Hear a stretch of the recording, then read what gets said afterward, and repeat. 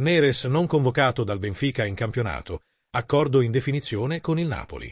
Ciao napoletani, se amate il Napoli con tutto il cuore lasciate il vostro mi piace al video e iscrivetevi al canale. Veniamo alle novità. Si chiude l'operazione mercato Neres-Napoli e questo deriva anche e soprattutto dalla scelta del club portoghese. Per la prima giornata di campionato, i portoghesi giocano oggi fuori casa contro il Braga e l'esterno brasiliano non è stato convocato.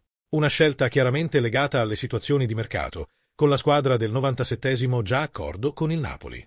Manca solo la conclusione della trattativa tra i club, che però prosegue su una base di circa 25 milioni di euro più eventuali bonus.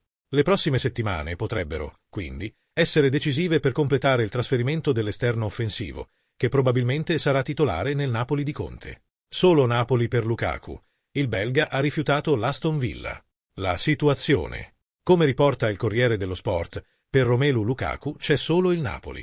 Il belga non vuole accettare altre proposte. L'unica meta da raggiungere è la città all'ombra del Vesuvio.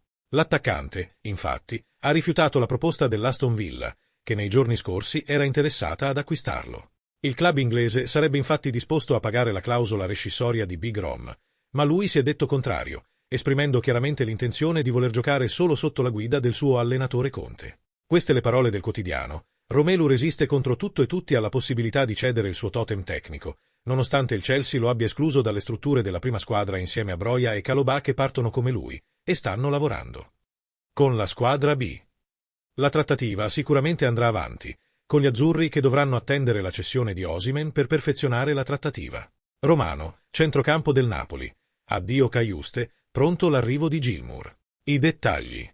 La cessione di Jens Cajuste al Brentford è in fase di definizione. Le parti stanno definendo i dettagli per completare il trasferimento e far posto a Billy Gilmour. Con la partenza del centrocampista svedese, il Napoli infatti chiuderà per il centrocampista del Brighton.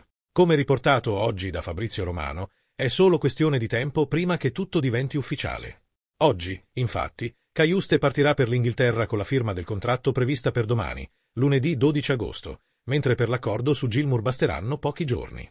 Qual è la tua opinione, tifoso del Napoli?